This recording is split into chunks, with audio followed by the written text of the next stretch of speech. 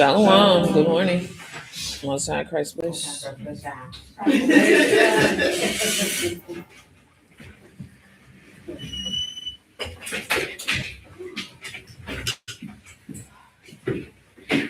Tab, you're back. You better? Good. You missing Landy. What happened? Work?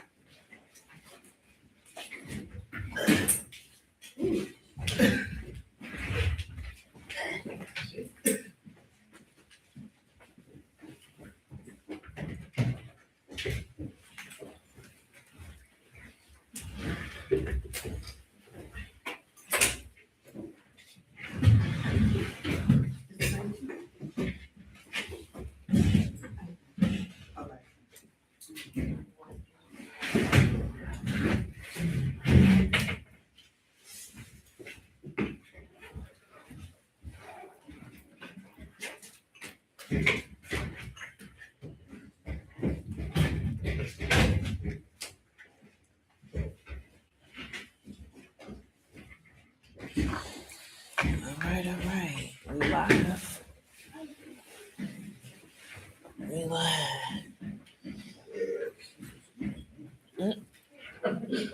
Right on live. Okay.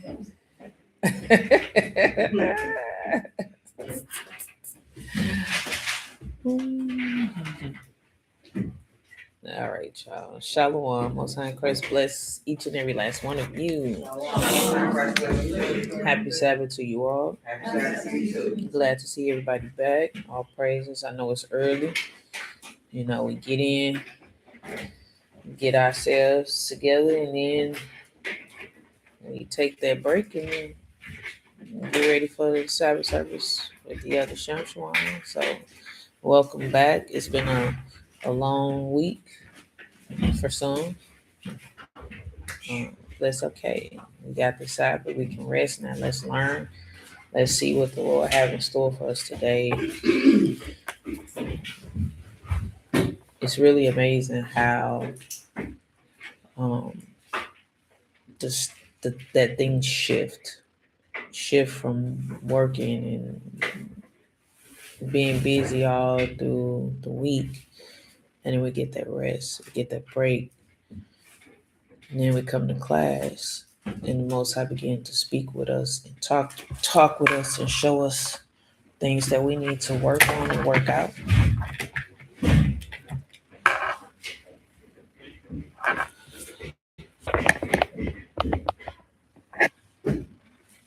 So, yeah, through us all, let's see what we need to add to our tool belt, add to the things that we need to make us better, to make us stronger. So, without further ado, let's get Matthew 26. No, it's hard. We've been tired and doing all of that. So, the sacrifice that we put forth to learn more, to build, to gain, to change. So definitely know that it is not for no reason, in vain.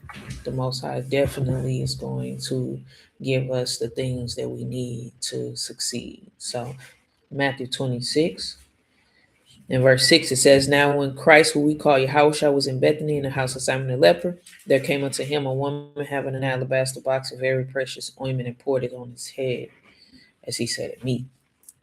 But when his disciples saw it, they had indignation, saying, To what purpose is this waste? For this ointment might have been sold for much and given to the poor. When Yahushua understood it, he said unto them, Why trouble ye the woman? For she hath wrought a good work upon me. Why give her a hard time? She doing something for me. For ye have the poor always with you, but me ye have not always. For in that she had poured this ointment on my body, she did it for my burial. Verily I say unto you, Whatsoever this gospel shall be preached in the whole world, there shall also this that this woman had done be told for a memorial of her. So, like always, we give commemoration to the Sister Mary who anointed the body of Christ, who, when in the time that he needed that comfort, and so in the time that he needed the comfort, she was there to comfort him. But one thing that we don't look at is, did she know that he needed that comfort?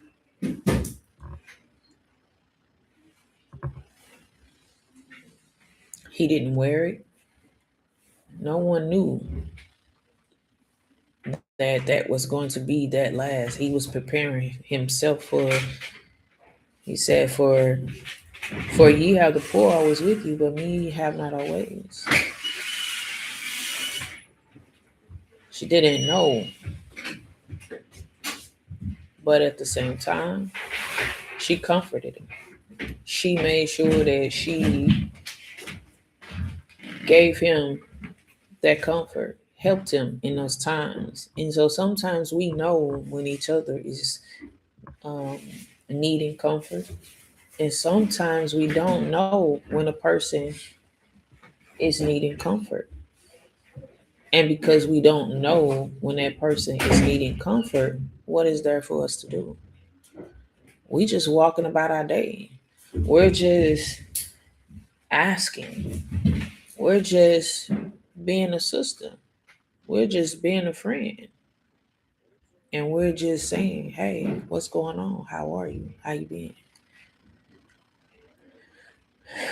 And so like last week we talked about, you know, allowing each other to help, allowing each other to be their help, allowing each other to help us along the path, because that's what we supposed to do. We supposed to keep each other on the path of righteousness, walking, showing up. Hey, it's okay. We all fall down. The falling down doesn't necessarily mean that you did something wrong. The falling down could be a circumstance, a situation that have you stopping, pausing,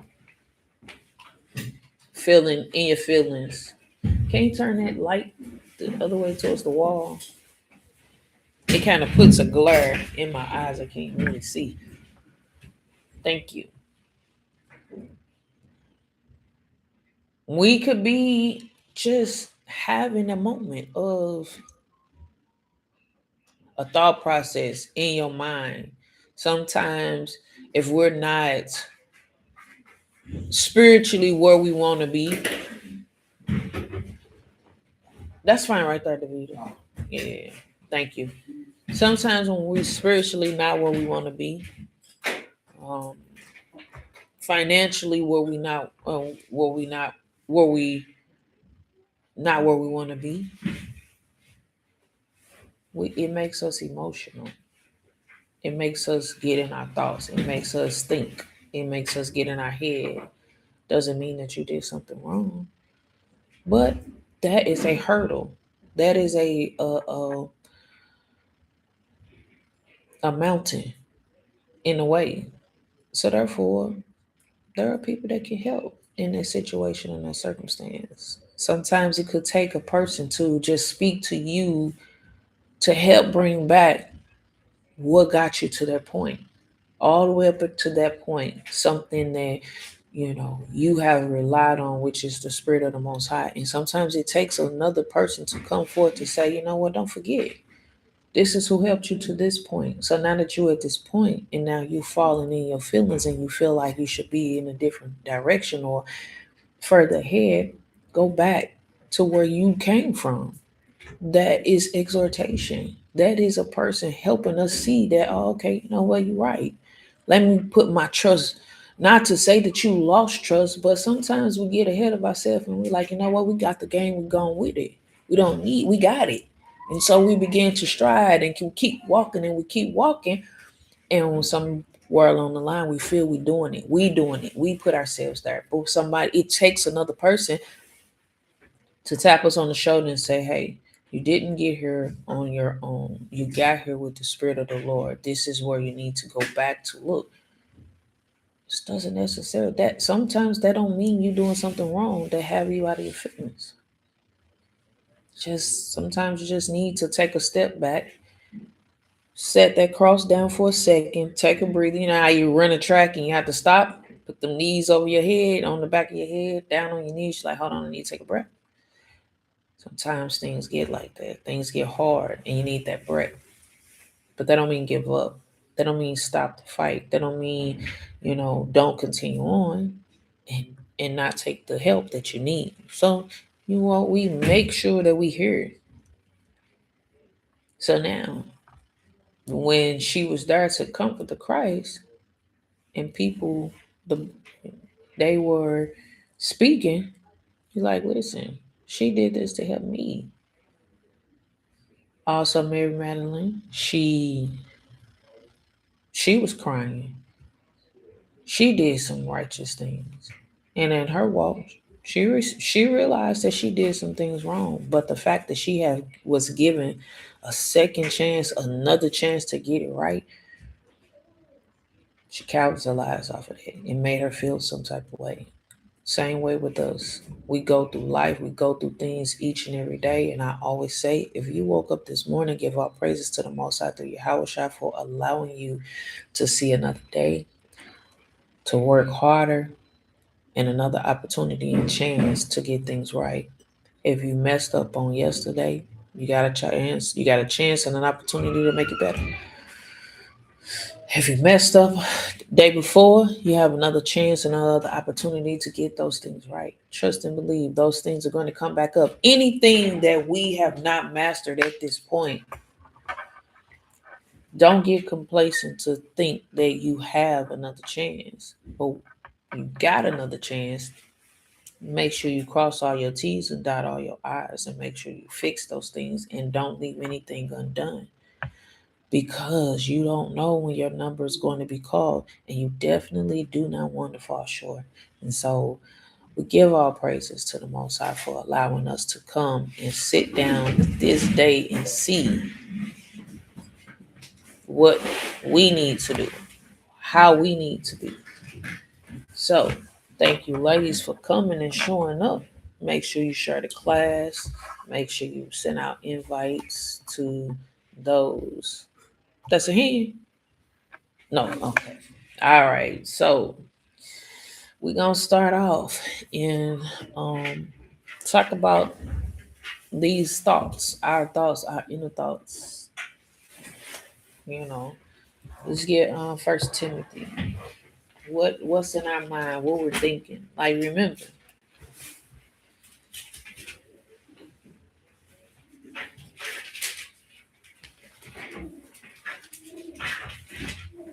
the Most High, Yahweh Shai, knows the things that we think,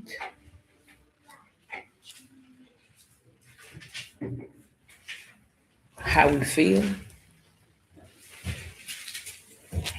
And so when he knows what we think and how we feel, what does that mean?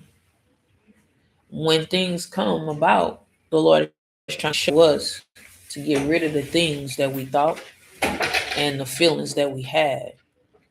He'll show us that we need to get rid of it by bringing somebody or talking about it, or it'll come up in the conversation, or, you know, definitely in class.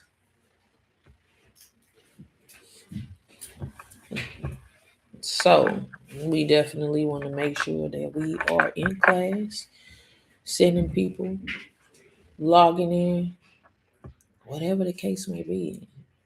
Why is it important to be in class? Why should we take that as importance to be in class? You're being taught Yeah, definitely how to do being the taught. right thing and what not to do.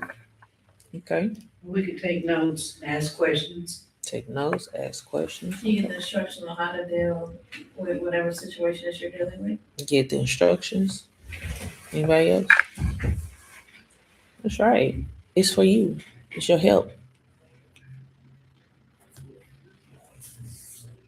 It helps you on get to know other people where you can help. Have you ever been in a situation where you felt like you didn't know, but then somebody else didn't know? And you're like, dang, we don't know together. And you're like, man, I thought I was the only one. But then you get somebody else to be like, oh, you know what? Here, I'll show you how to do it. And you're like, man, this person know how to do it. They get it. And then you be the person in the next time. You're like, oh, yeah, that's easy. Let me show you how to do that. That's what the fellowship. That's what the fellowship does. The fellowship helps build each and every last person in the way that the most high sees fit for that person to grow. And so when we fellowship and when we dealing with one another, we have to make sure that we are being that light that we talked about last week. So First Timothy 4 and verse 11. He says, these things command and teach. What things do we command and teach? What does it mean by these things command and teach? A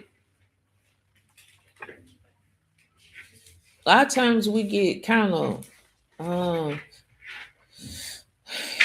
give me another word for timid.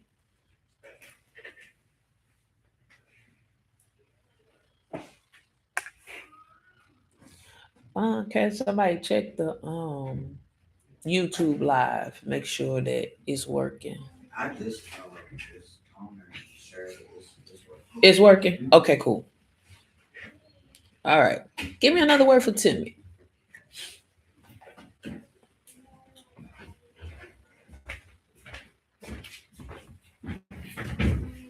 Shy. Okay.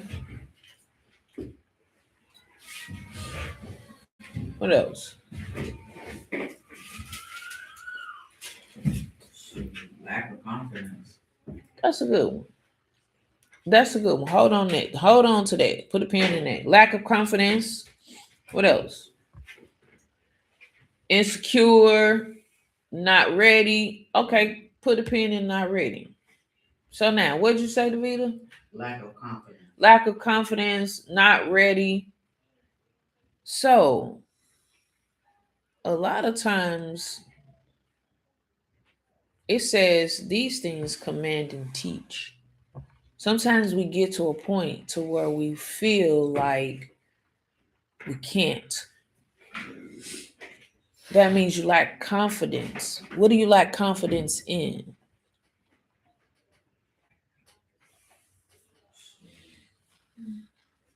Being strong in the things that you have read, the things that you have studied. So that right there will cause a person to kind of be standoffish or stand back because you're not confident and you feel you're not ready. Let me tell you something. You're going to always have that feeling. You're going to always have that feeling until you get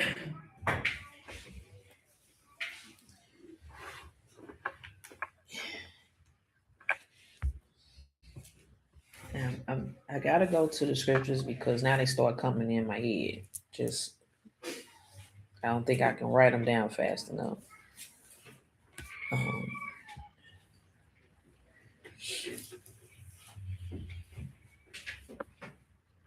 I lost it. It'll come back. You feel like you're not. What was the last thing I just said? Well, that you're not ready or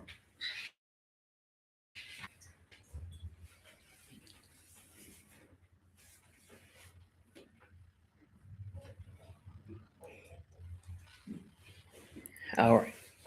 or if you get in a situation and you feel that you don't have that confidence or that you're not ready to either help someone or should maybe even help yourself. Okay. Mm, mm, mm. Came and gone. It says, let these things command and teach. The things that you've been taught, the things that you've been showed, those things, you're not gonna, it's gonna always feel like you're not ready. I got it. Thank you, Lord.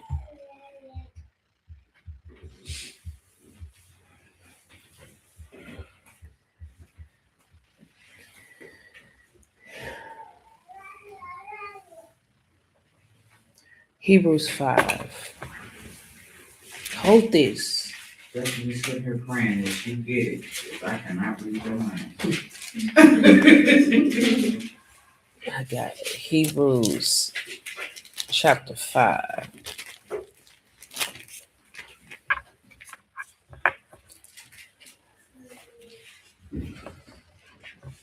All right. 5 in verse. We'll start at 13. It says, for everyone that uses milk is unskillful in the word of righteousness. Now, the thing about this is they using it. The things that you are taught, the things that you're showed, you're using it. Yes, we may feel like we're not ready. What'd you say, Davida? Lack of confidence. You lack the confidence of being able to help someone and show someone their fault in the things that they're doing. However, the things that you do know, you skillful in it. You're using it. That's what it says. It says you use it, but you don't have. You're not perfected. And so it says you're is unskillful in word of righteousness, and that's okay because the more that we come, the more that we learn, the more that we um, apply that skill, the more you do it over and over, you become skillful. You'll have the knowledge to do it. You'll be able to, um, you'll have the ability to do it. So now it says, for he is a babe. A babe have a purpose. A babe has the ability. They're gonna grow into the ability that they need to grow into. The same way with us. The thing that the Most High have in store, your ability, your gift is something that you're going to have to grow into. And everybody don't have the same gift. And just because we don't have the same gift doesn't mean that we're not righteous and doesn't mean that we don't know. Everybody may not have the gift of softness, or everybody may not have the gift of what's another one? Um, Charity long suffering. To uh, discern. okay, to discern, long suffering, but those are things that people can work on, and those are things that people can get. Even with the ability to teach, some people may not have the ability to sit right here with the cameras in your face and people sitting. You may not have that ability to do that, but you have the ability to teach a one-on-one situation, you know, teach children. It takes a special people to teach children.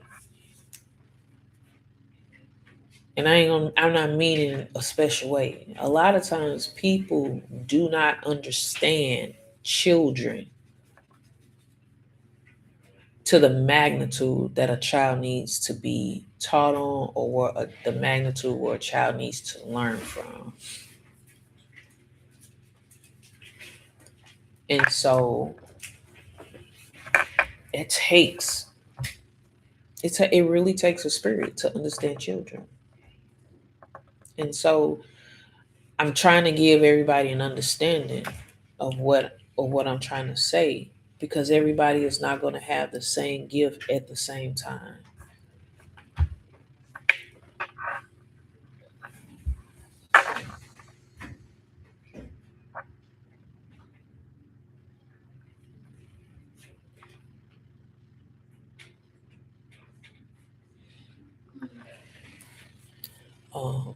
So it says, but strong meat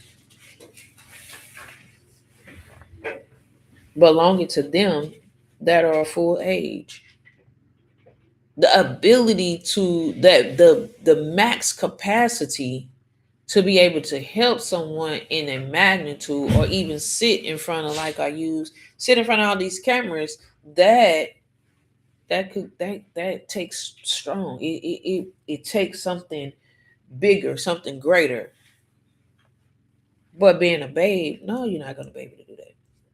So let me tie it all the way back down to where we came from. Just because you may not have, you may be, um, what'd you say? Lack of confidence. You lack confidence in being able to do it, doesn't mean that it's never going to happen. At that moment, you may not be ready. But just because you're not ready doesn't mean that you're not going to grow to be strong and be able to deliver whatever that is when that full age arrives. It says, even those who by reason of use have their senses exercised. So the things that you go through, the situations that you encounter, those things are going to have the ability to exercise your senses so that you can be able to discern. It says both good and evil. It's going to come a point in time to where those things are going to make sense to you. And that is your key component to say, you know what? I understand. But it's going to take watering. It's going to take um, talking to.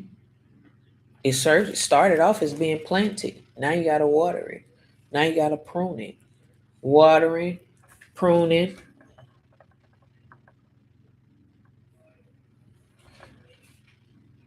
Gotta have that good soil, cause if you ain't got no good soil,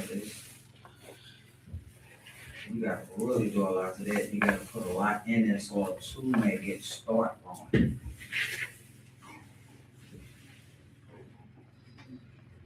Okay. Those that are on live, can you hear me? Give me a thumbs up if you can hear me.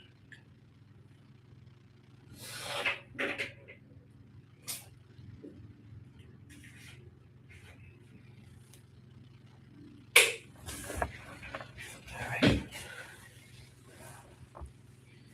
Okay. I need to see if Facebook can hear me.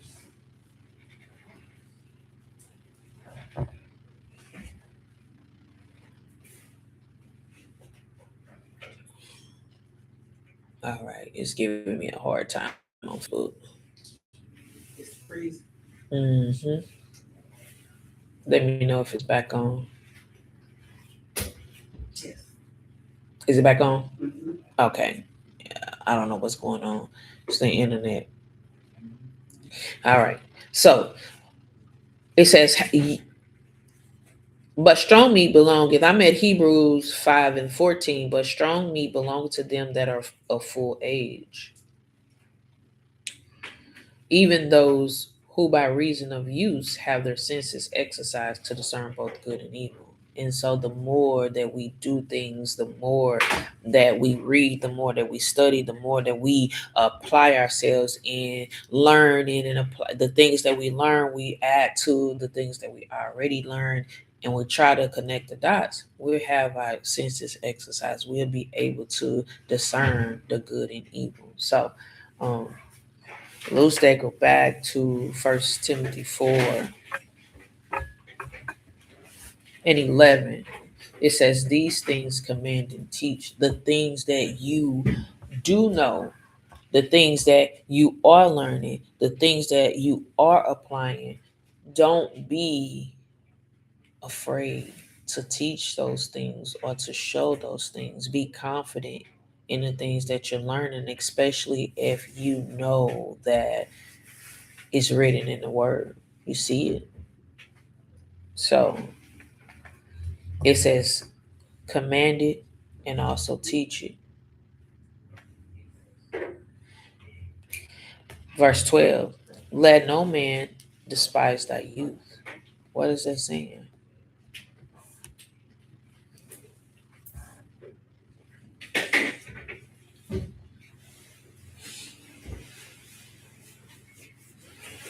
It's not a trick question.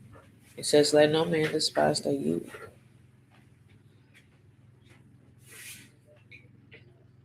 We're not supposed to find despise. What's another word for despise? Hate, dislike. Because there you go. Discourage, find fault. Let no man despise thy youth. The things that you're going through. Look at the children. Sometimes parents they get soon. I don't even know if soon is the word I'm looking for. Another word for soon, soon is immediately. That parents get immediately soon angry at the children because of the things that they do, the faults that they have. Why? Because remember, everybody don't lack the ability to understand a child at that level. I the best way to understand a child, I always utilize a person. Children are you. Your child is a replica of you. Believe it or not. They have you in so many ways. Put yourself, place yourself. I always tell parents to place themselves at the age where their child is and think about what were you doing at that age. Some may be worse and some could be like, nah, this a little rough for me. But at the same time, what were you doing? What was you thinking? What was your mind state? Where were you at? If you place yourself there, you will understand what children doing and what they doing. Because a lot of times we did things and we didn't have someone there to correct us and show us. But now, remember, the scriptures tell us there's nothing new up under the sun. So the things that they do ain't new. It just came in a different form, but it's not new. And so if you take yourself back to that age, you will be able to teach from that point. Why? Because you have the experience from that age.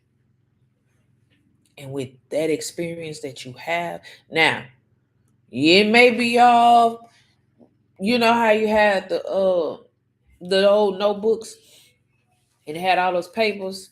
They wasn't no organization or body. Them papers was just in there. And you know you did the assignment, but you got to go through a pile of papers to look for it because you know it's in there and you got to move all these papers. That's what you're going to have to do. You're going to have to shift through your brain to say, hold on, let me understand. I've been, and children don't understand that yet. Their parents have been that age. They think that we came out of parents the age that we are now. That blew my mind when I realized that my own child told me that. That they thought that I was never young like they were. Children, you'll be surprised their mind state. They don't think like we do. They think that we was just, I don't know, never been born. We came out grown like this. I remind them. I was a child once. My Yeah, mama reminded me she was a child once. I reminded mine. I remind the grandchildren. I was a child once. yeah. And so if you take yourself back, you'll understand. So you had a hand, Davida. Um, pretty much what you were saying. When I do speak to children, I do start off letting them know I was a child once and I've done things. So Valencia used to love to play in the bathroom, and she wondered how was I always catching her. Mm. I said that was one of my spots when I was a child. So you know what you did when you was a child, you pretty much know what your children Yep, and your grandchildren are doing. that is true. Because that's your experience. Exactly. That's your experience. You went through those things for a reason.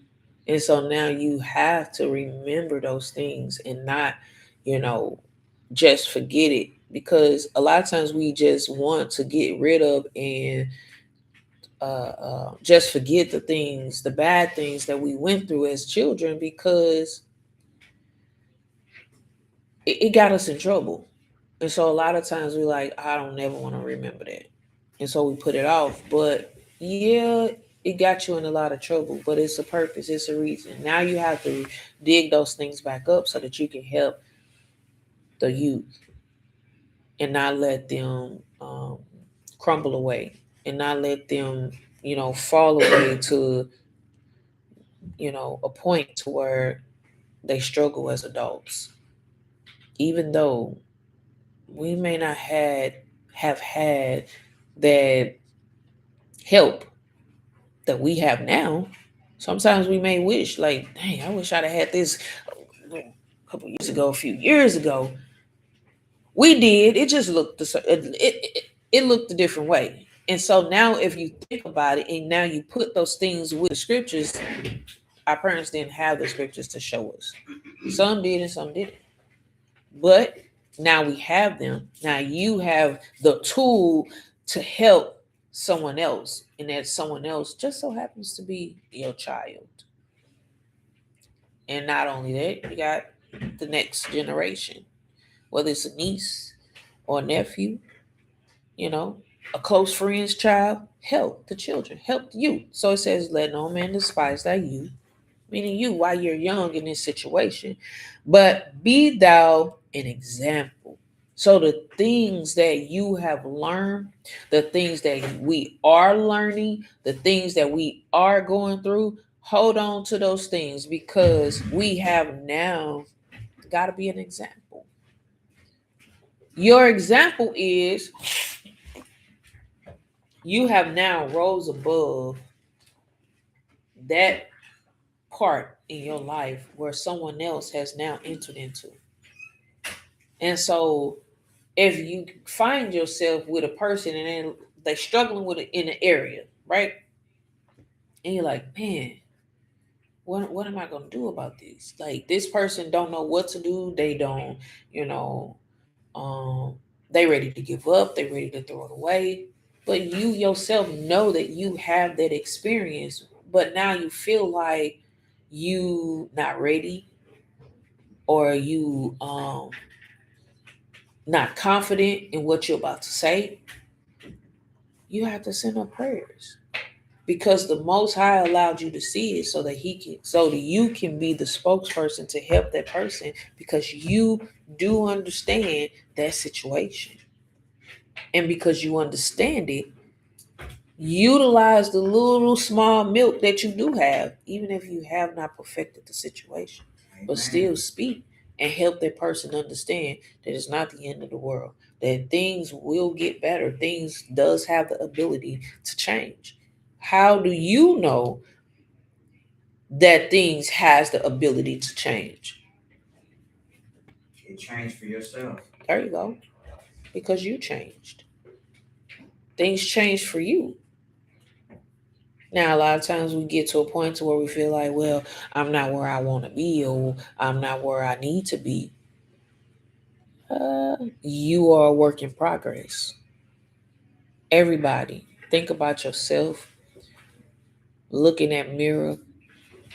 If you can say that you are a different person today than you were on yesterday, or last month, or the month before, you are a work in progress. Pat yourself on the back, and whatever you are doing to become that better person, you have to continue in that. But you can't give up on where you just came from. The Lord is showing you. You got to go back to the drawing board. Go back to where that very initial situation that you were in, and now start stepping forward. Go back. You know how you study for a test, and you had some notes, but you just didn't keep up with those notes. Go find them. Go find them. Pull them out. That's why I always tell people, listen, when you come to class, have a notebook. Everybody got a phone. High majority of people have iPhones. There are notes. There are notes in there. You got notes in your Droid. See? I ain't even know. Does it say notes? It says notes. Okay, well, we all got a phone. I didn't know that. I didn't know what that one said. So I'm not trying to be that that person. Every joy supply. There you go. There you go. Now I ain't leaving out the Android people. I'm just an Apple person, so I know what the Apple has. Now it's complicated. I ain't figured it all out. Apple is, I don't even think it should be called Apple.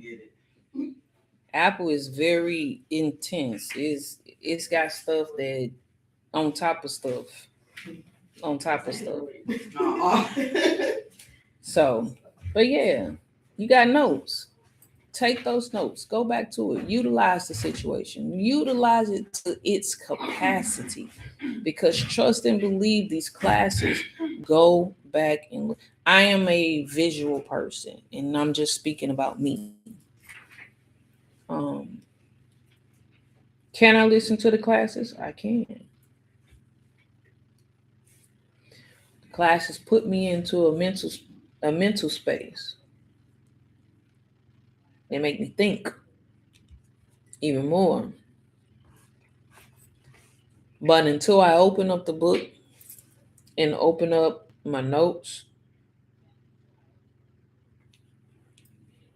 it's just like listening to music. I listen with a purpose.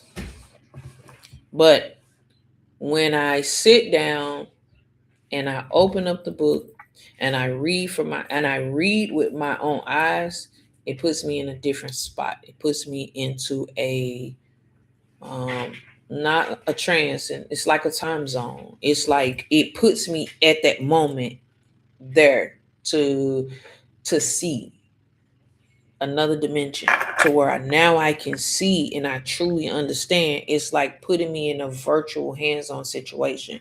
And that's just me. I'm trying to find the words to explain the difference between listening to the word in the classes and sitting down and reading it as you listen. It's like it puts you back into the class. It puts me back into the class at that moment. And so it's very good to listen, but it is also very good to go back and set your eyes on it and use your hands to flip the pages, because it'll help you understand and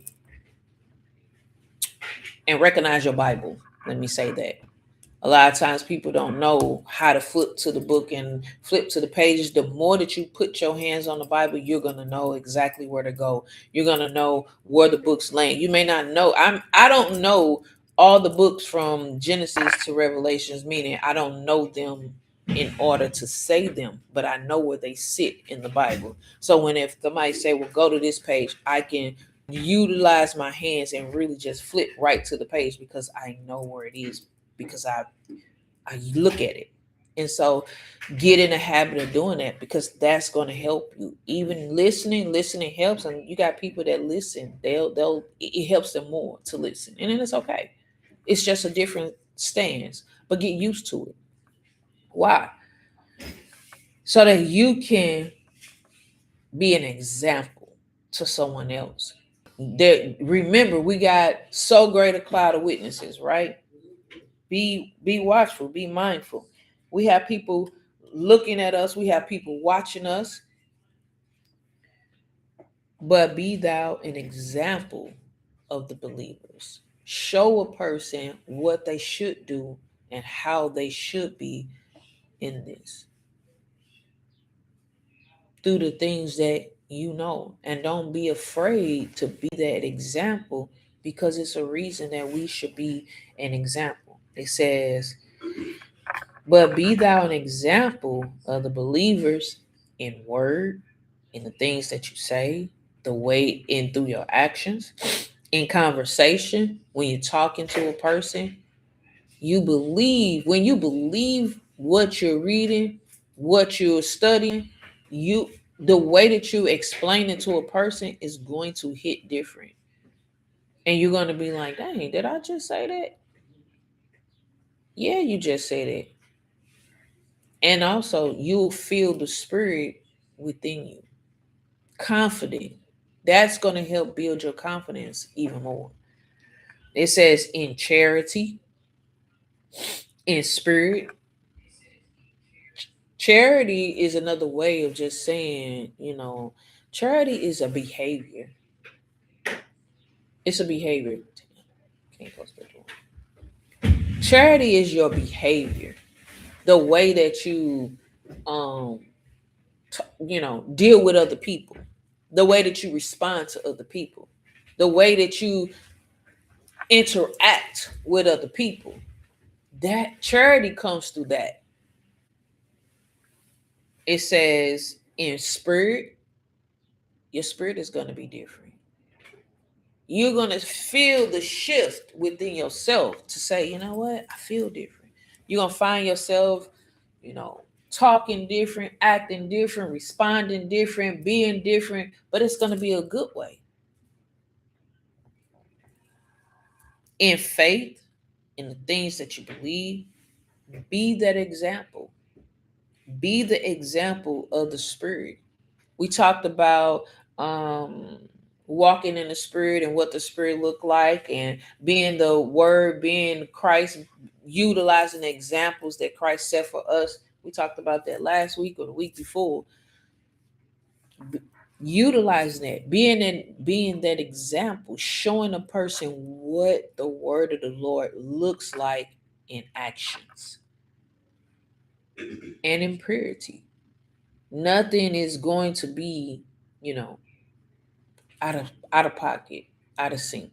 It's going to be pure. It's not going to be tainted. It's not going to be false, mixed and mingled with how you feel. It says, till I come, give attendance to reading. See, we already do that. We read, we study. To exhortation. Now we have to go forth and give it, show it, help someone, exhort the next person, show a person, uplift the person with the things that you've been taught. And don't be afraid if you feel like you're not ready. The Most High is, remember, we always pull it, we always read it, we've read it a million times. Who's speaking in you anyway? Christ. How do you know?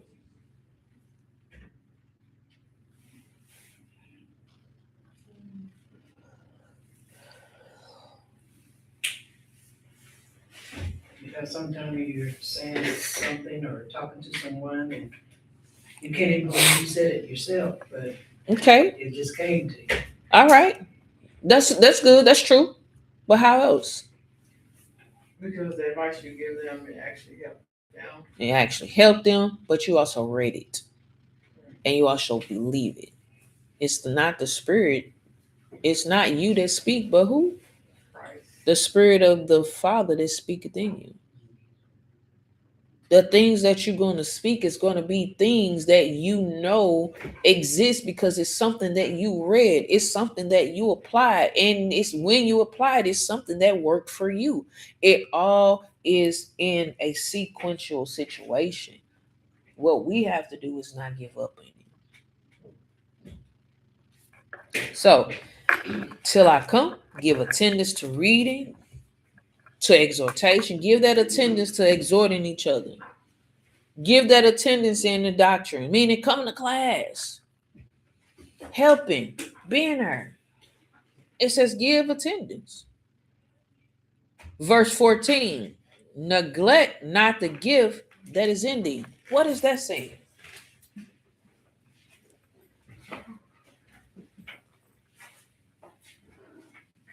Don't neglect what you've learned and you have read. Okay, You've been taught. okay.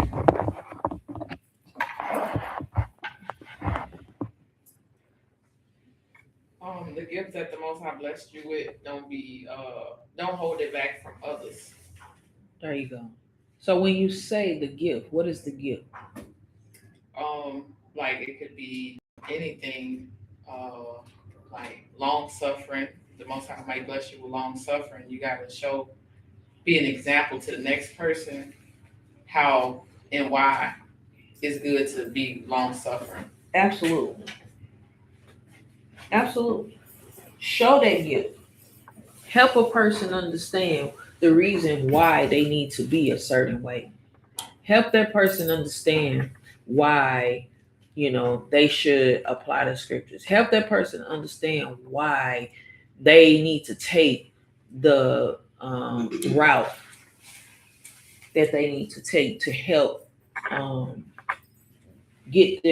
help them become better people. A lot of times people feel like, why do I have to do it this way? Why do I have to do it that way? Why it just don't work this way? Because there's a route that's going to build your patience, that's going to build long suffering, that's going to help you build character within yourself. So there is reasons behind why we have to go do certain things a certain way according to scripture, because it's the exercise.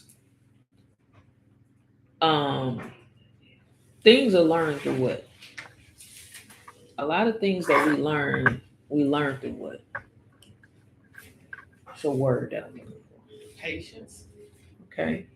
No, not quite. Repetition. Who said it? That's right. Things that we learn through repetition. Repetition meaning we do things over and over. Over and over. You perfect a situation by doing it over and over and over. So what does that mean? The things that you learning, the hard times that we go through, when we finally meet the end and we're like, oh, okay, I understand.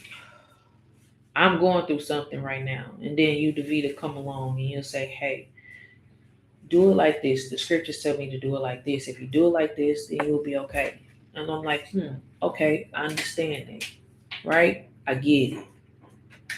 Does that mean because I say I get it, what's going to happen? It doesn't make the situation go away. What's going to happen is it's going to come around full circle again. It may not be with the same person. It may be with a different person, and it may be with the same person. It doesn't matter. That situation is going to keep coming around again and again and again and again. Why? Because you gotta perfect it. Okay, because you got to perfect it. That's right. But why? So, yes, because you have to perfect it. But what comes with perfection? Patience. Patience, okay. So now that situation is going to keep coming around again and again. Why? Because you haven't got that understanding yet. Okay, you haven't got any understanding. Gotta get patience. What else? Long suffering. Long suffering. Temperance. So now, what is all that saying? It's gonna keep coming around until you gain every little thing that you need to be able to stand in that situation. Whether it's now you got to learn patience, you got to learn how to share, you got to learn how to be in the same space, you got to learn how to get to a point to where this does not move you. It's just there. You see how, look around. You see how the walls is there, the chairs is here, the windows is here, the curtains is here, the people is here. None of these things move you. It's just part of the space. And nobody gets moved because chairs is here. You know, like, oh, these chairs is in my way. Now, let's take these chairs and move them chaotically. Every which way. Things, some upside down, some up top of, that may take a person out of it may move a person, because you got some people that, what they call OCD, okay? You got people that will drive me crazy. So things that is not in sync drive people crazy. You may be a person that you get moved by little things or certain things. You may get moved by the way a person says something. You may get moved by a body language. Well, you're going to experience that situation till it doesn't move you anymore. And it becomes a part of life. And you know how to go in and speak in a situation. Boom, that's on you. When it don't bother you to that magnitude. A lot of times we will teach ourselves and say, oh, I ain't worried about it. That don't bother me. But deep down, does it bother you? The answer is yes, because now it makes you think about it. It makes you get kind of irritated, aggravated, but you know how to fine tune it to where it doesn't come out. Well, that little bit to where it ruffles your spirit, you're going to keep going through a situation until it doesn't do anything for you. And when that person is out of sync or that situation is out of pocket, either you're just going to walk up to it and straighten it back up and keep moving because now it's a way of life for you, or you're going to be able to speak to the situation and let the situation sit into the other person and say, okay, baby, that's on you. Now let me keep moving. But things happen until we perfect it. So perfection is the last. But we jump to the last until we perfect it. But what does perfection look like? It looks like repetition, going over it over and over until you critique the very little small things, until all those small things are fine-tuned. We do repetition with everything that we do in life until we get it right. And so everybody that is professionals in the things that they do, they got it. They can do it with their eyes closed. They had to go through the triumphs and learning, like, hey, okay, I know that if I do this, this is going, no, this is not, we're not going to do this. Because the last time I did that, it made things out of sync, right? Who don't understand? If you don't understand, don't let me keep going. All right, make sure ain't nobody on line. Okay. Okay. We'll wait. We're behind. Okay. So now it says, neglect not the gift that is in thee. How do you neglect something? Ignore. There you go. You ignore it. The gift that's in you, you ignore it. The gift that you have, you remember a conversation we had? You was ready to ignore a gift that you had within yourself. Remember the conversation we had outside? And you are a person that just give with no hesitation. At one point, you were ready to neglect that. And now you are going to do something different, right? Neglect the gift that is in you. Don't set what you do naturally down and start doing something different, because the gift that is naturally in you, the Lord gave you that gift. And that gift is a gift that you supposed to, verse 12, be thou an example of believers in all of those things, and give attendance to all of those things, even exhortation. Don't neglect the gift that the Lord has given unto you, even though we feel like people don't respect the gift that the Lord has given to you. And it pushes you back to a situation to where you feel like, I'm not gonna show it. You're gonna put it on pause, you're gonna hide it, you're gonna tuck it away because people disrespect it. That's not what Christ did. The gift that Christ gave was to come down on earth to be an example, to show Israel how to redeem themselves from sin. And regardless of the stuff that he went through, people disrespected him, people didn't follow him, people didn't listen to him. That made him heavy in his spirit, but he didn't change it. And so that is another level that we have to get to. And you're not the only person. We all do that. We all get to a point to where we're ready to neglect the gift that we have because of the movement of other people. But we forget that we have to continue in that, because we have to be an example to believers, those that see it. And because one person, and just because I don't see your gift, don't take it out on Michaela because I didn't see your gift. Pray for me and ask the Lord to show me that what I'm doing is not okay and that I need your gift. Does that make sense? Am I making sense? Did everybody understand? Okay. So now, why is given to thee by prophecy? It was given to you for a reason, with the laying on of hands of the presbytery. Now, hold this, get 2 Timothy.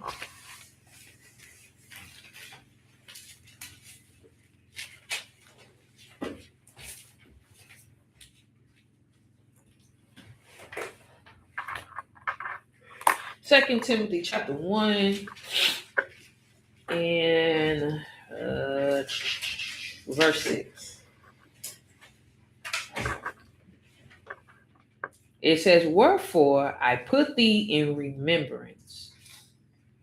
Now we have to stir up each other's memory, that thou stir up the gift of God, to help each other remember whatever gift that you have and whatever gift that you hold.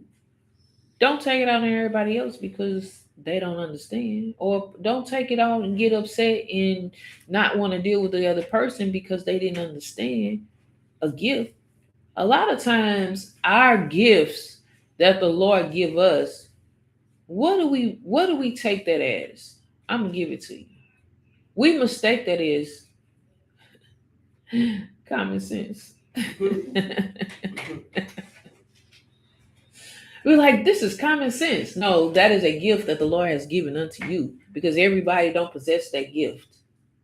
Everybody don't know how. And so we get upset. We get like, for sure, this is, what's wrong with you? This is common sense. Then you get people saying everything that's common ain't common. Sure isn't. And just because you understand it don't mean that I understand it. So now the gift, what we want to quote unquote call common sense, well, guess what? Give me your common sense because I don't have it. So is it really common? No, it's a gift. So now, wherefore I put thee in remembrance, that thou stir up the gift of God which is in thee by the putting on of my hands. showing a person how to do it. Take your ability and walk, continuing it, and continue to show a person that they may grow. That's hard, especially if a person is rejecting your gift. They don't want it. They make you feel foolish about it. That's why hold this and get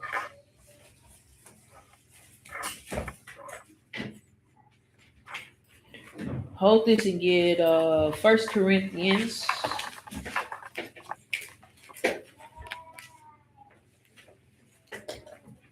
chapter 4.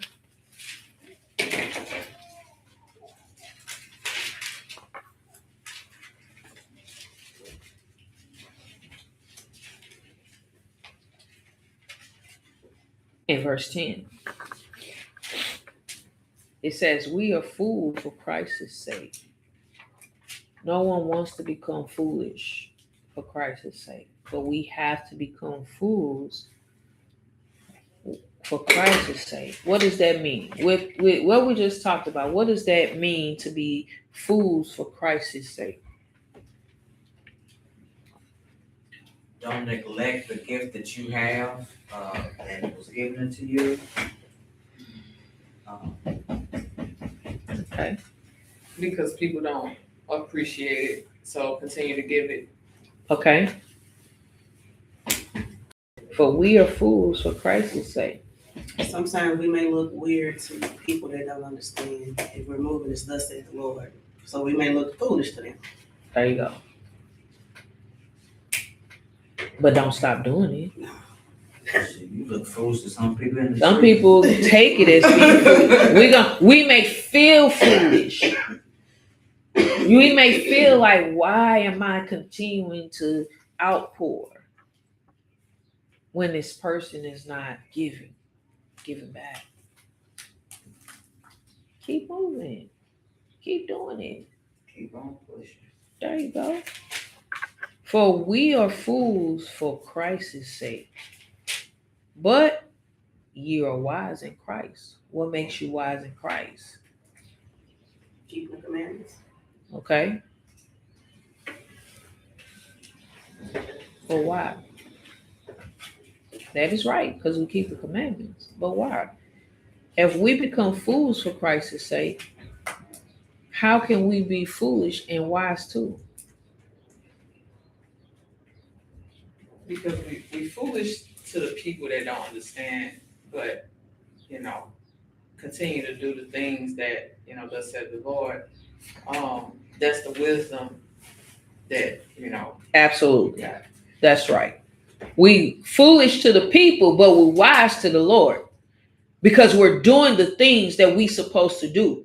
We are taking the steps that we supposed to take. We're being the example that we supposed to be righteously, because when we're doing these things, we're thinking about the law, statutes, and commandments. That's telling us to keep it up.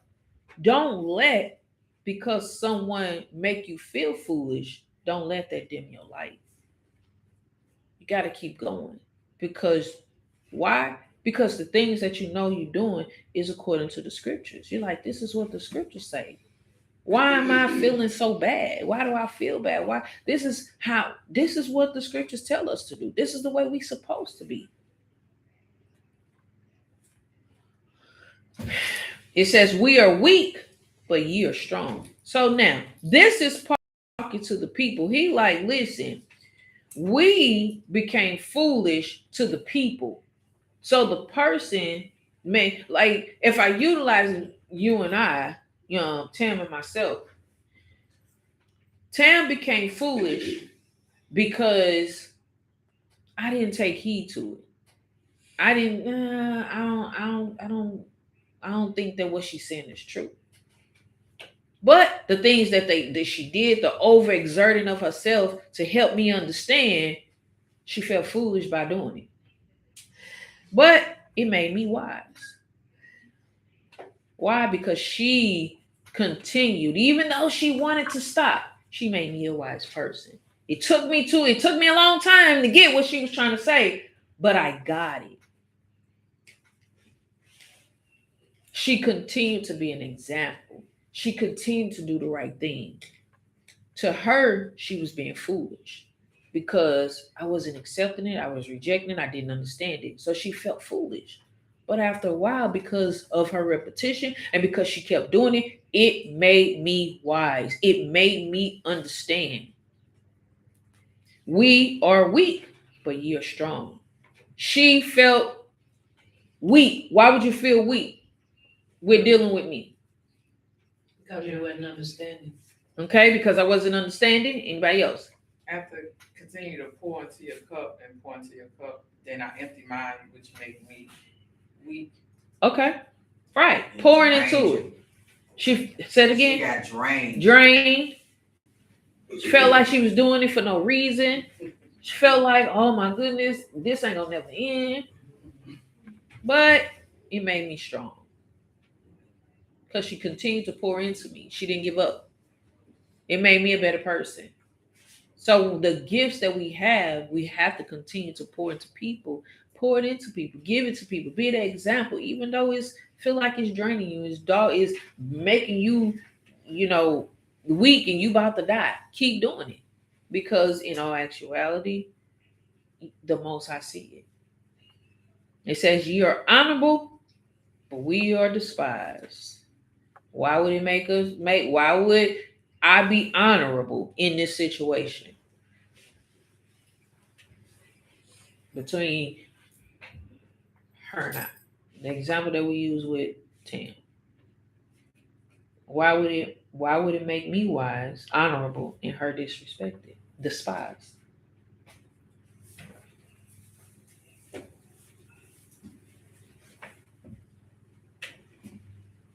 I'm honored because I'm doing the things that she's telling me to do. And when somebody else see it, they like, wow. Dang, she got it. Dang, I see that. But she's despised. Why? Because she always on my bumper. Like, why you always got something to say to me? So she gonna feel despised because, hey, I give her a rough time. I'm running from her, don't accept her phone calls. But she still come. And she's still there. And she's like, hey, how you doing? What you doing? Where you at? What you doing? You still got to keep the commandments. You still doing this and still doing that. She grieved behind it. She like, oh, this sister is never going to learn. But she's still at it because she's helping. She's helping me. So we got to continue that and help each other.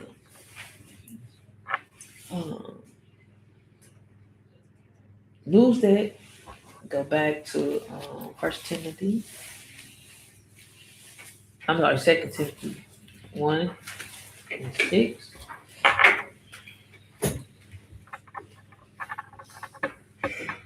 It says, remember, I put thee in remembrance. Wherefore I put thee in remembrance that thou stir up the gift of God. Remember your gift of the Lord, of the most higher power, the God,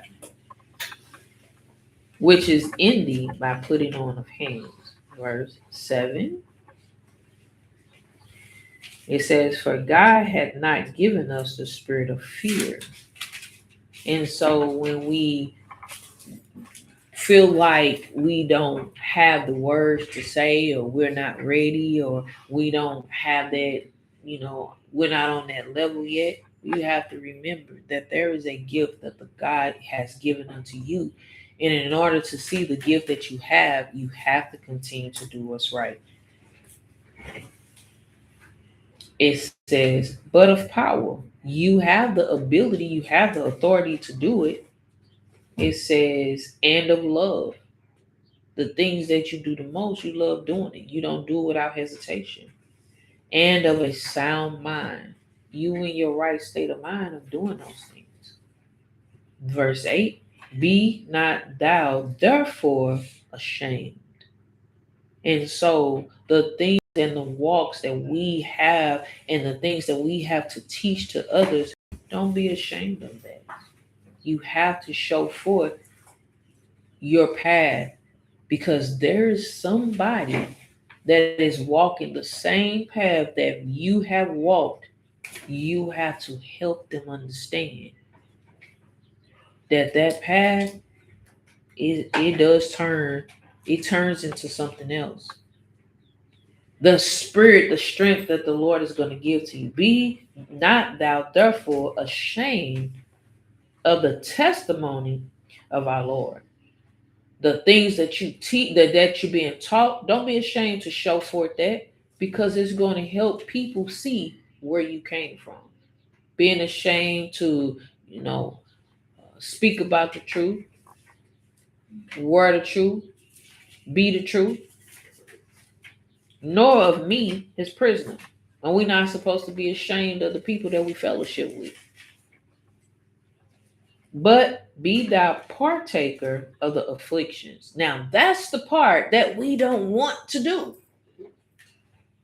What does it mean? But be thou partaker of the afflictions.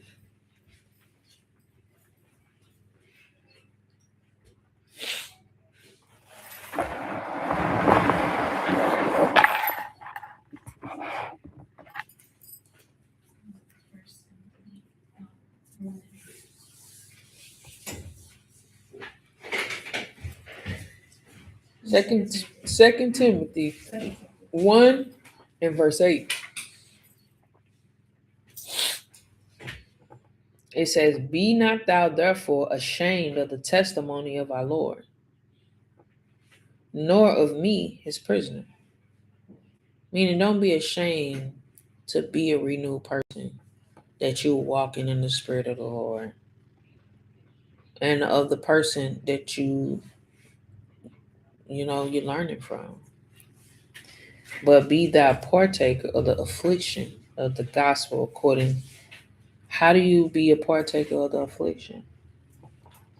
Denying your own self. Denying your old self, okay? That's a good one. Giving them wrong information or teaching them wrong. But be thou partaker of the affliction. Yes, deny yourself and what else? The testimonies you have to give, the things you've been through and got through. Okay. Some of the judgments.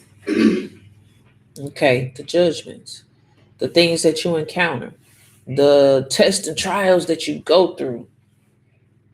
Those are afflictions. Don't be ashamed to be a partaker of that. Stop giving up.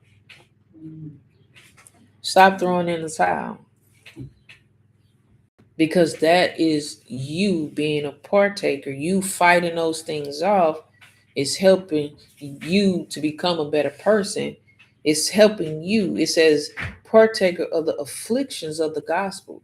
They become afflictions because you're putting off the old person, the old woman, and now it's causing, that old person is trying to revive and say, no, this is not how I want to be. According to the power of the Most High. According to what the Most High, the power, the ability that the Most High has given unto you. Jump over to chapter 2.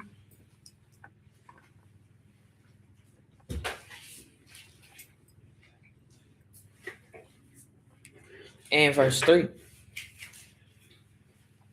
It says, thou therefore endure those hard times. Instead of running away from it, endure it. Instead of giving up, endure it. It says, as a good soldier of Christ, endure the afflictions, endure the hard times, endure the things that you go through. Stand fast in your gift. Endure that becoming a fool for Christ's sake. It says, because you are as a good soldier of Christ, of the Habashah. A soldier is someone that has some type of uniform, is in combat. fighters. I was just getting ready to say it. They are fighters. It says, no man that warred entangleth himself with the affairs of this life. You're not going to willingly put yourself in a situation to where you are now causing a problem. But you're going to endure. And that's why the scriptures tell us to put on the whole armor. Don't halfway do it all the way. And just because you go through things doesn't mean that that's the end of the world. Endure the afflictions. Go through that. Because after you go through that, there's got to be an out. It's got to be a reward at the end of it. Enduring and giving in is two different things. What's the difference? Giving up means you're not gonna continue to, in that situation. Endurance is you're gonna hang in there until you're done. Finished. Okay. Until it's complete. Okay. Giving up, meaning you throwing the towel, you done with it, you finish. You're not gonna go further. And enduring it means you're gonna continue in it and fight it until you see the end of it. That's right. So we have to endure it, and in both situations, you're going through something. You're not gonna give in. You're not gonna give up. Any questions before we continue? Did we finish? Nope.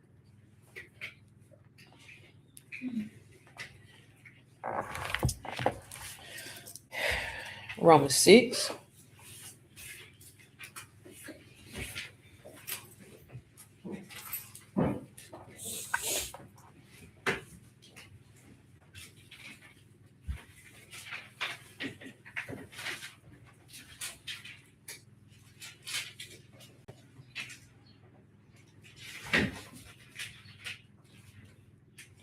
Shalom. On Sign Christ Bless. Those that just jumped in, shalom. Definitely can go back and read it or listen. Romans 6 and verse 12, it says, let not sin therefore reign in your mortal bodies. Now that you are going through things and you have to endure, don't let sin reign. What does reign mean?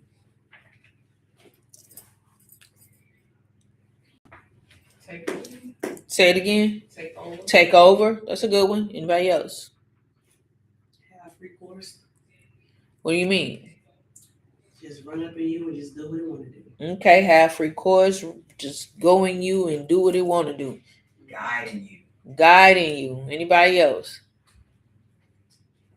What is reign? That's the question. Oh, that's right. All of those are right. I'm just trying to see. We all come up with different words. Reign. Exercise power and control. Rule. Control. Have power. Right. Let not sin have control of you in your mortal body. Now, how can sin have control of your mortal body?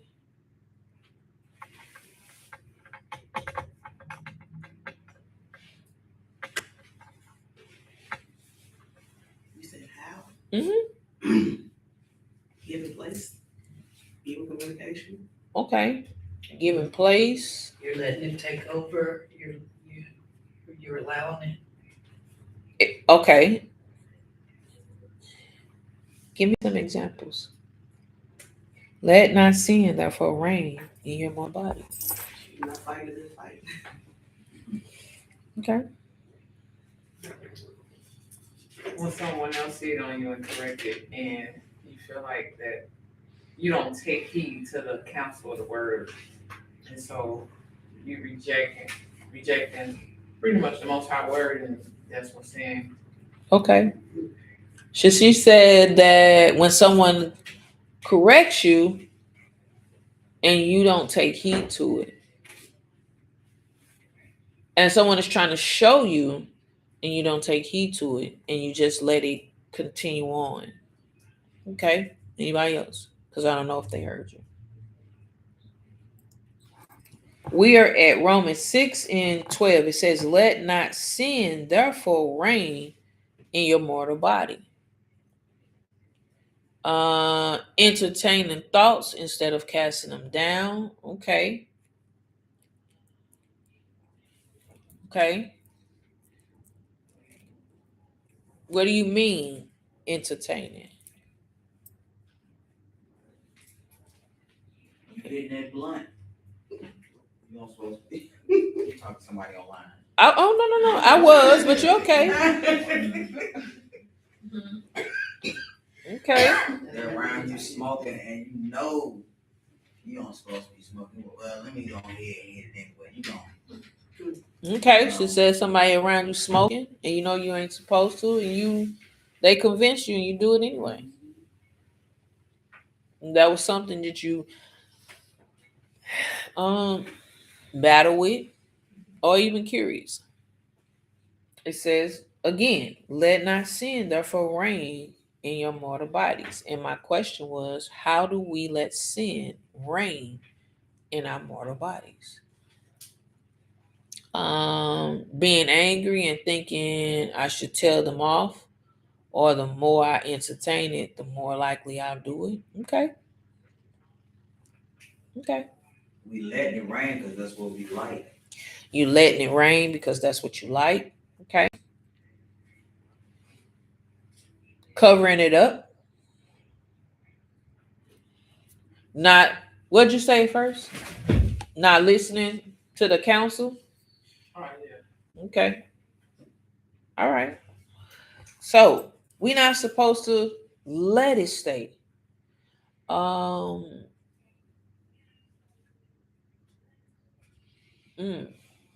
Someone said while walking in your gift, even while walking in your gift, don't let old patterns become your automatic way of responding.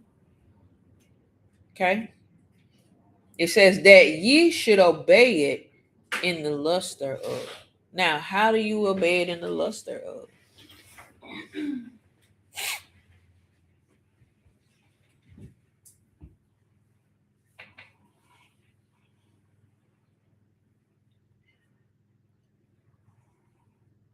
I'll read this again. Don't let old patterns become your automatic way of responding. That ye shall obey it in the lusts thereof. Don't let things come back up. Remember, sin, having the ability, have the strong arm, have the power, have control of you, that now is causing you to obey whatever that used to be that old way, that old pattern, and now you're reverting back to it.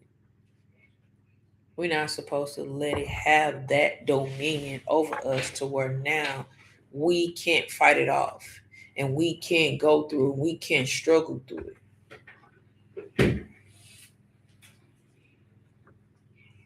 Why? Because we have each other.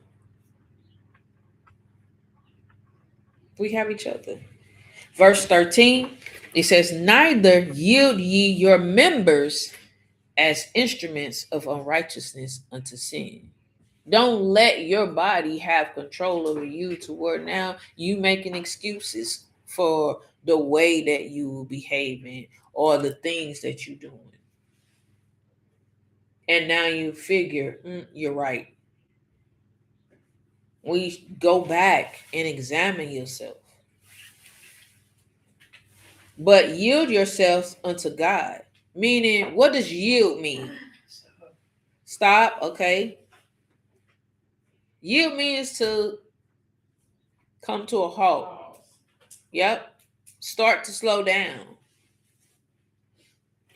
You pausing at it. You coming to now you're gonna pay some attention to whatever the situation is, whatever it is, whatever the situation is. Sometimes remember things are thoughts before there are actions. And so if we are trying to nourish and flourish the spirit, then we can't give place and let these things sit in our mortal bodies, in our flesh, because now it's going to yield, it's going to cause us to yield to that spirit of unrighteousness when we supposed to get to a point in our life to where we yield ourselves unto the Most High God. So if we supposed to yield ourselves unto the Most High God, how do we yield ourselves unto the Most High God? We talked about it in the beginning of class. So now utilize it here. How do we yield ourselves unto the Most High God? The things we were commanded to do. Speak up for me. The things we were commanded to do, teach them and just, hold on to them. Okay. The things that we were commanded to do, we're going to teach them. We're going to hold on to them. Okay. That's right. Anybody else? How do we yield ourselves unto the Most High God? Go back to where we were and start again. Go back to where we were, start over, something else. Well, adding on to what I was saying, so when you get in a certain situation, you revert back to what you were taught. Mm-hmm. So you yield in yourself to make sure you don't stand in that situation and apply what you were taught. Okay. But how do you do that? You get help. There you go. The help that is sent. Because the Lord will send you help. Remember, we've talked about it in the beginning of how, I think someone was asking about, we was talking about someone may say, hey, how you doing? What you doing? Your gift. Making sure that you are being the example. So you have to be doing something in front of people that are watching. And people that are doing things, they're doing it in front of you. So we're being an example to each other. We're helping each other along the way. So now, but yield yourselves unto God, meaning listening to one another and yielding yourself unto the law, statutes, commandments, which is going to cause you not to give place to the spirit that is trying to overtake you. It says, as those that are alive from the dead, and your members as instruments of righteousness unto God. So I read it all over. Neither yield ye your members as instruments of unrighteousness unto sin, meaning you take your feet and walk into sin and use your hands to do something that causes sin. Your body, you being there into that. But yield yourselves unto God as those that are alive from the dead, and your members as instruments of righteousness unto God. Those that are, remember we talked about in the beginning, that chance. If you woke up this morning, you have a chance to do things better, to get things right, to overcome whatever situation or circumstance that you have encountered. You have an ability to change it and get things right. But you have to yield yourself in the pathway of righteousness on how the Lord wants you to do it. And the way that we get that is utilizing the scriptures to do it. We're here to help each other be, and so being an example one towards another, we all have gifts differing one from another. Those gifts that we have, instead of pushing them to the side and looking for something else, utilize and capitalize off the gift that the Most High gave to you naturally and allow someone to utilize the gift that the Most High gave them naturally to help each other. We're supposed to help each other see through it. That's going to cause us to be weak. Some of us going to be weak. Some of us going to be strong. But we are yielding ourselves into the righteousness of the Most High no matter what. And not allowing the old person to resurface time after time after time. But taking our time to make sure that we are strong. That we are strong in that situation. And continuing on no matter what. So, any questions before we continue?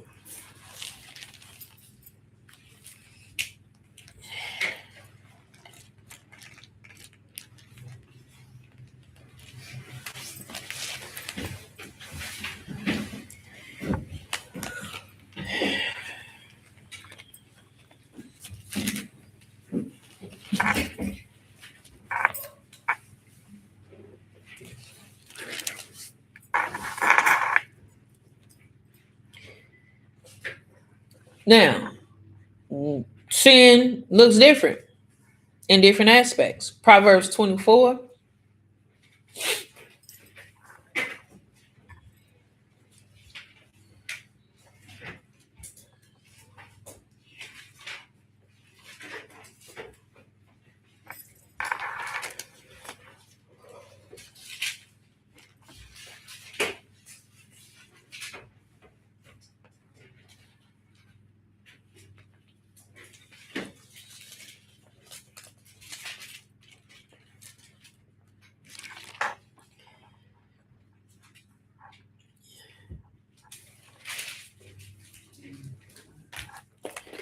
Proverbs 24 and verse 9. It says, the thought of foolishness is sin. We have got to get to a place to where if our thoughts of foolishness is that sin, now we got to make sure that we're yielding ourselves to righteousness, because now what should our thoughts be? Righteous thoughts. And there's no need that we are being foolish with our thoughts, which gonna turn into now we're gonna be sinning. May not we won't get to that point, because if we yielding ourselves into righteousness, that's what's gonna help us. That's what's gonna get us through those hard times that we are faced with.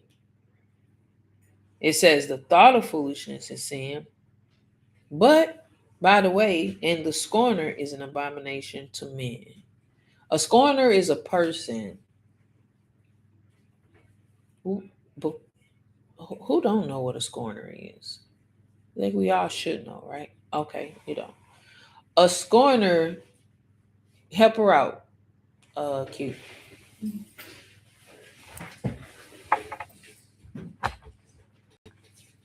Those that online, put it in the chat. What is a scorner? I forgot what a scorner is. Help her out. It's okay. Oh, someone that's, I want to say that's like, Okay. that scoff against the scriptures. Okay. Okay, good. Someone says someone who rejects correction. A mocker of truth. A scorner is a person that will not let you correct them. They won't accept it. Why does it says, and the scorner is an abomination to men? Why does it say it's an abomination unto men?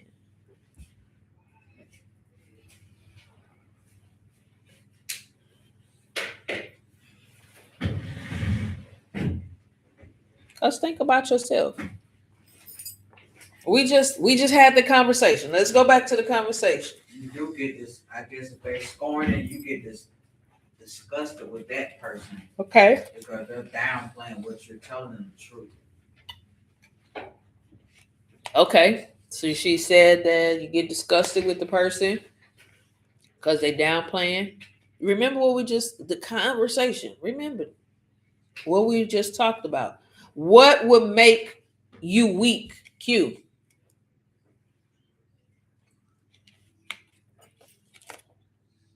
What would make you weak and me strong?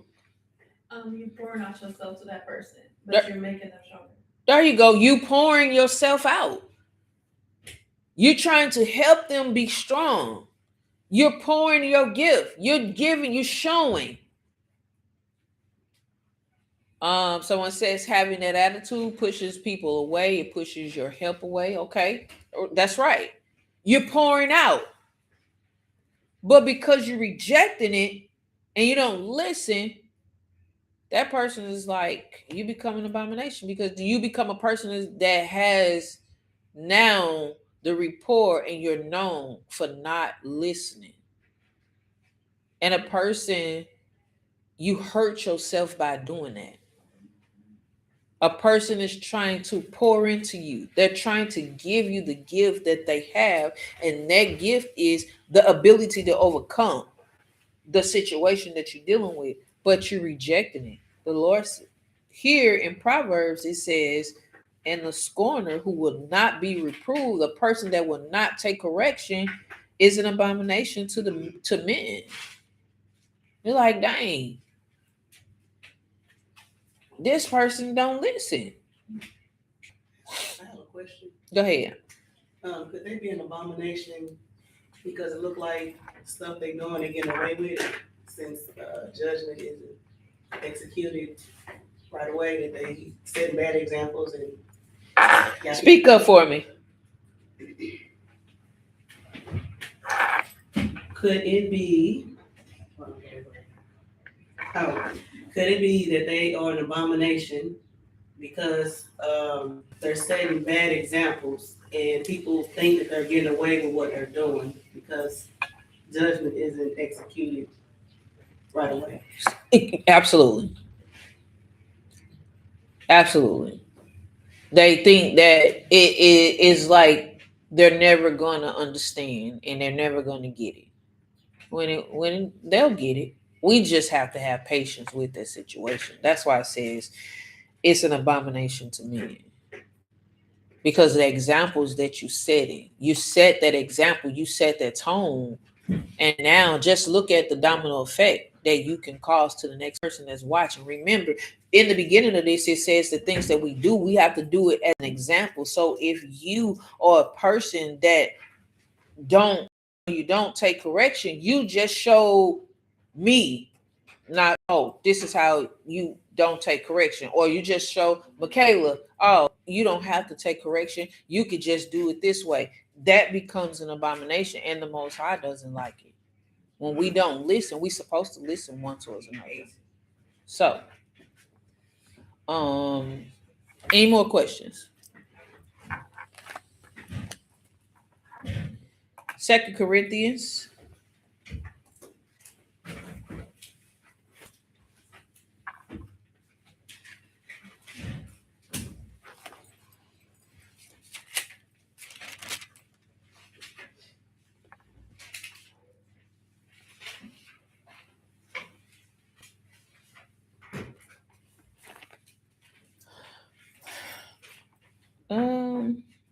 Yeah, we'll get this and it'll be it. And if there are any questions, go ahead and post them in there and we'll get them.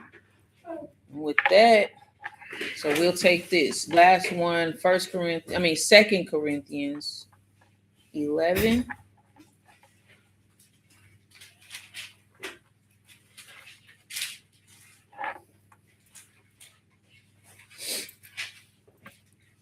And 14. It says, and no marvel, for Satan himself is transformed into an angel of light. What does that mean?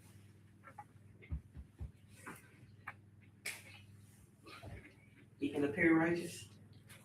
Okay, he can appear righteous. Okay, anybody else? Somebody that's trying to deceive you. pretty much put forth a good foot on showing good examples of trying to,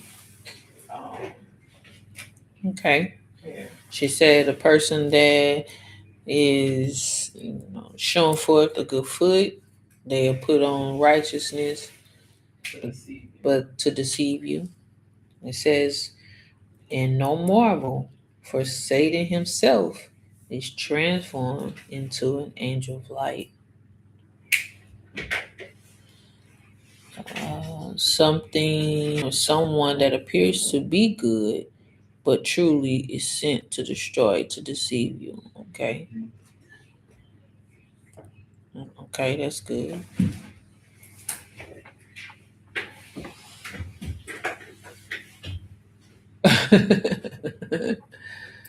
Okay. Don't be surprised that Satan can transform himself to make you think that something that you doing or something that a person is doing is right.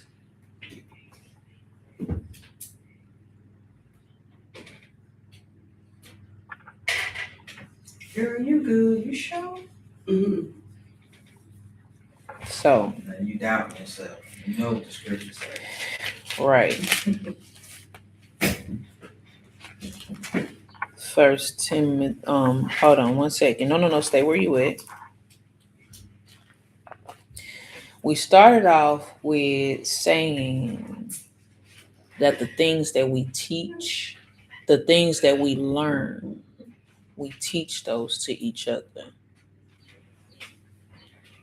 Don't let your feelings and your emotions cause you, or the getting tired cause you not to pour into each other and help each other.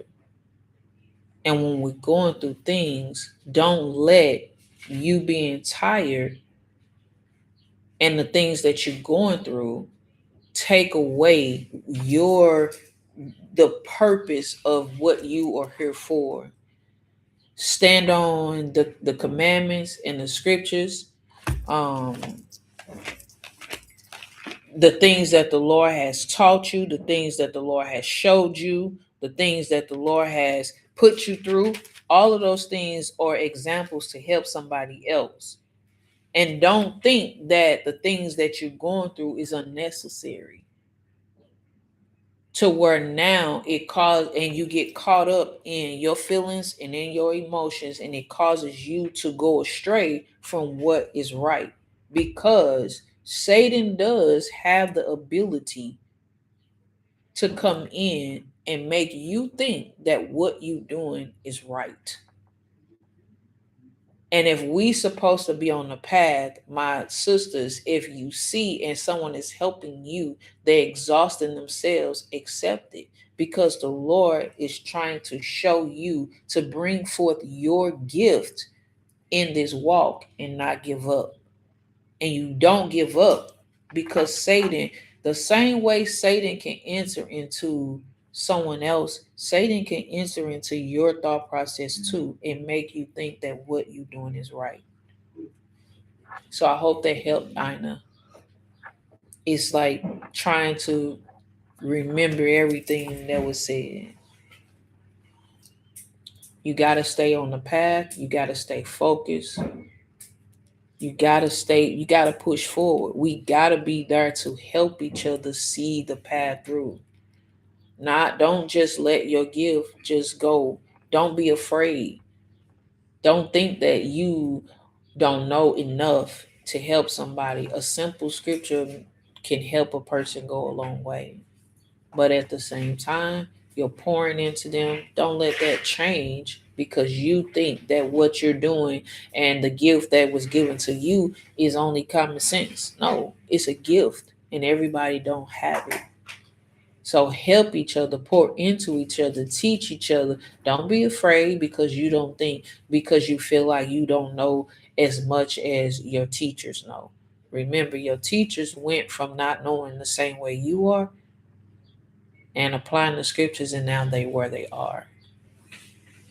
But a lot of times when we read this, we think about someone else. For Satan himself is transformed into an angel of light. We think about someone else coming to us.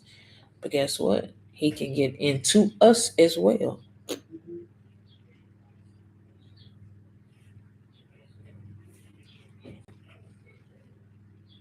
Okay, good. All praises.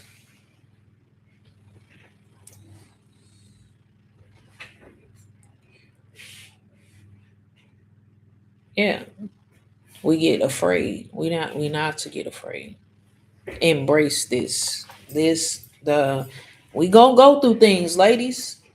We gonna go through things. Figure it out. Help. Get your help.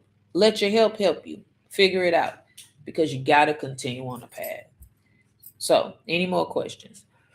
So I hope I helped you understand. Verse 15. Therefore, it is no great thing if his ministers also. Now that's when other people, ministers also be transformed as the ministers of righteousness, whose end shall be according to their works. Because people can say, but their actions seem is something else. That's why the scripture says actions away. Don't be just hearers of the word, but be doers of the word.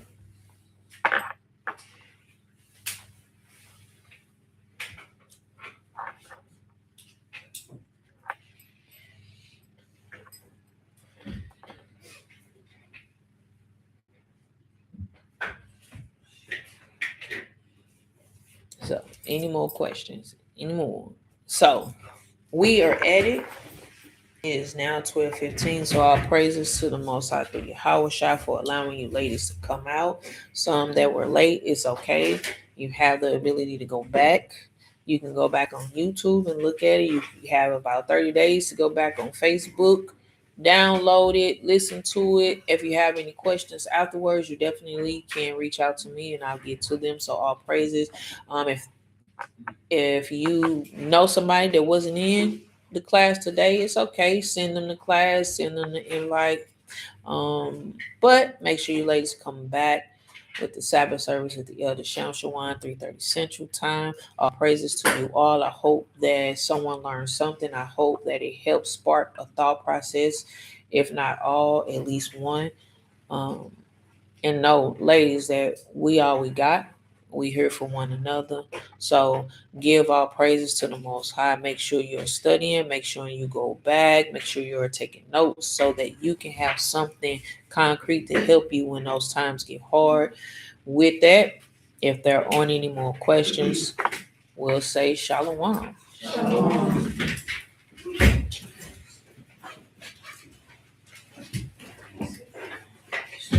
Love you too. All praises to the Most High. Yes, ma'am. Thank you.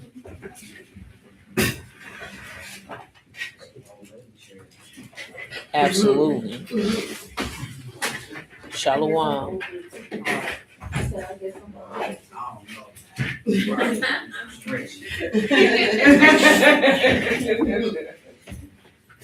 All right, ladies. Make sure you send the invite. You're welcome.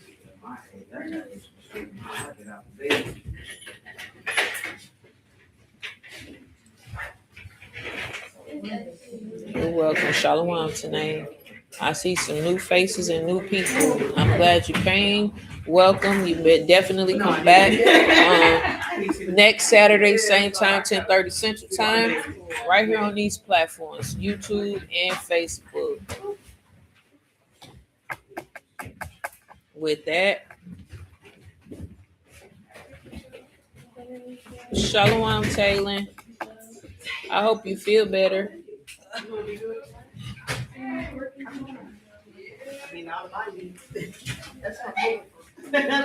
All right, ladies, I'm gonna jump off so I can get Sabbath lunch in a decent time.